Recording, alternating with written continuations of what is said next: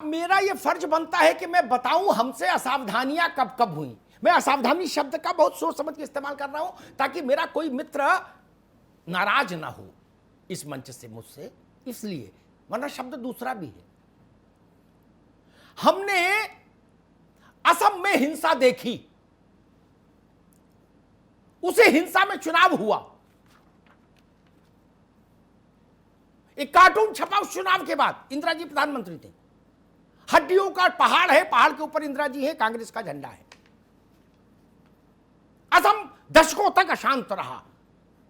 Settle down कब हुआ? जब गोस्वामी और भृगु कुमार फुकन आए, जो दो लड़कों ने नेतृत्व किया जन आंदोलन का, और वो लोग सरकार में आए। वहां चूक हुई थी, विदेशी शक्तियों का हस्तक्षेप हुआ था। जम्मू कश्मीर,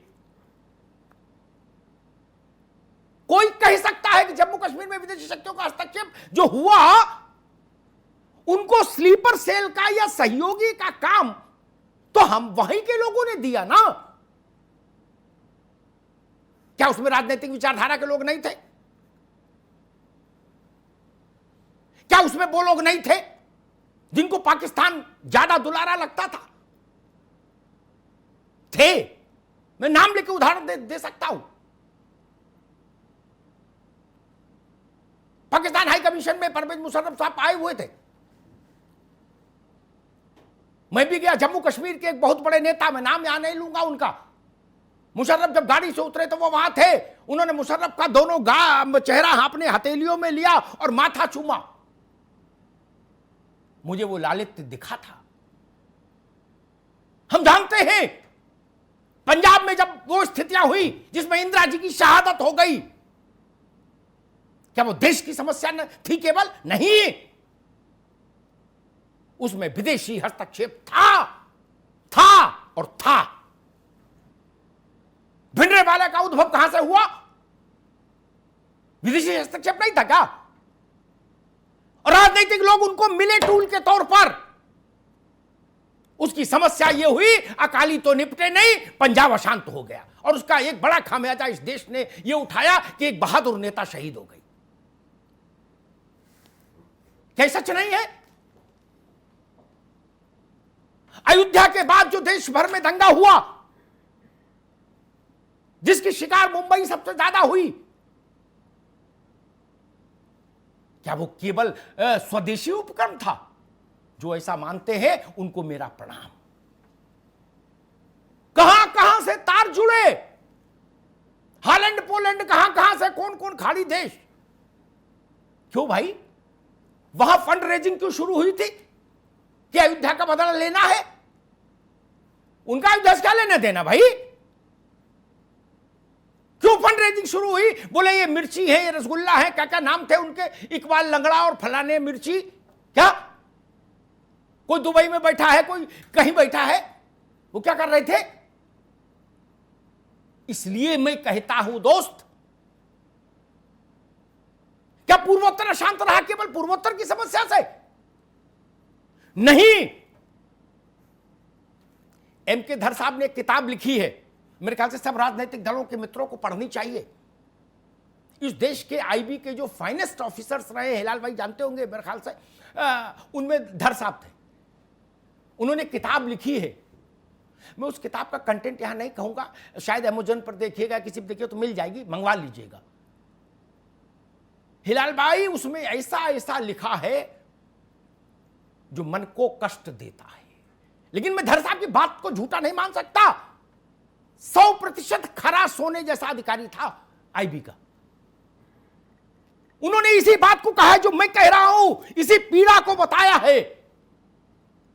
और उन्होंने बहुत सारे चित्र ऐसे खींचे हैं जिसमें नाम तो सीधे नहीं लिया, लेकिन आप जान जाएंगे कि किसकी बात हो कर रहे हैं वो इस चैप्टर में।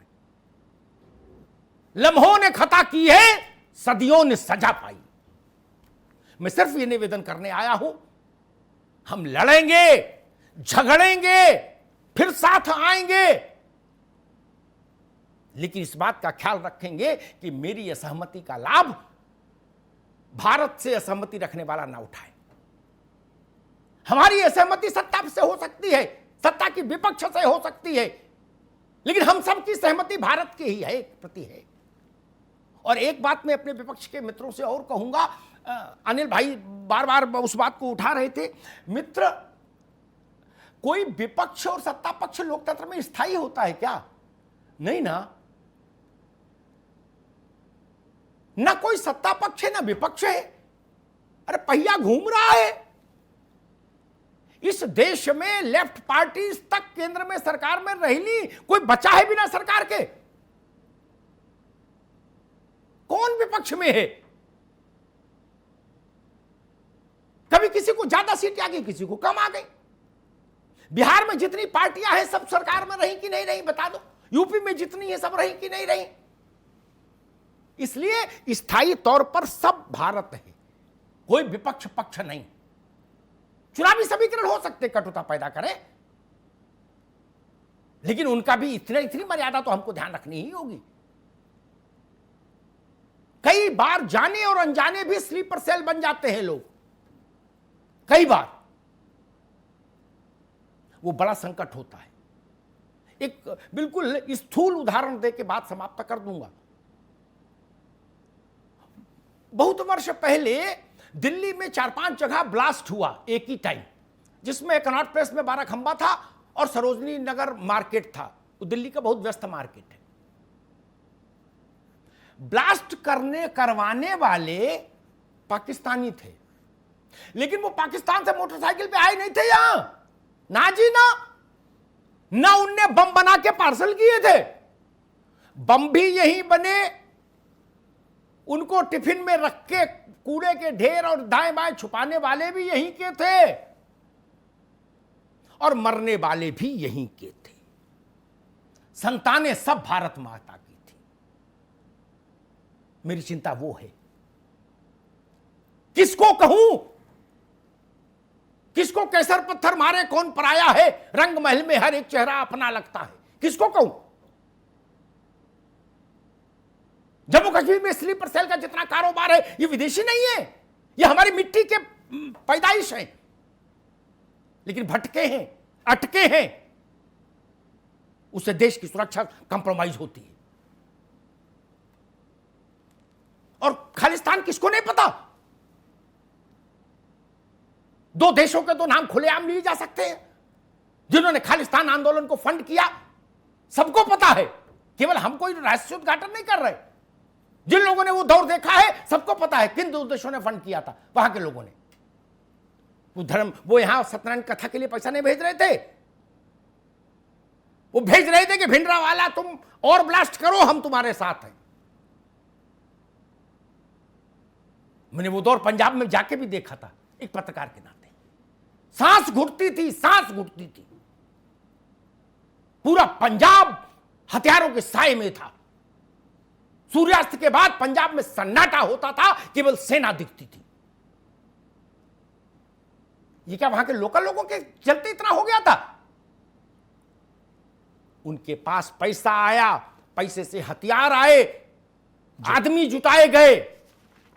मेरी चिंता सिर्फ इतनी है, हम लोग लड़ेंगे। आप लोकतांत्रिक अधिकारों का सबका सम्मान होना चाहिए, न्याय होना चाहिए। शासन में जो भी रहे उसकी ये प्राथमिकता होनी चाहिए कि न्याय हो और होता दिखे भी। गरीब, दलित, वंचित, शोषित वर्ग को प्राथमिकता मिले न्याय में, सम्मान में। इस पर सब एक राय।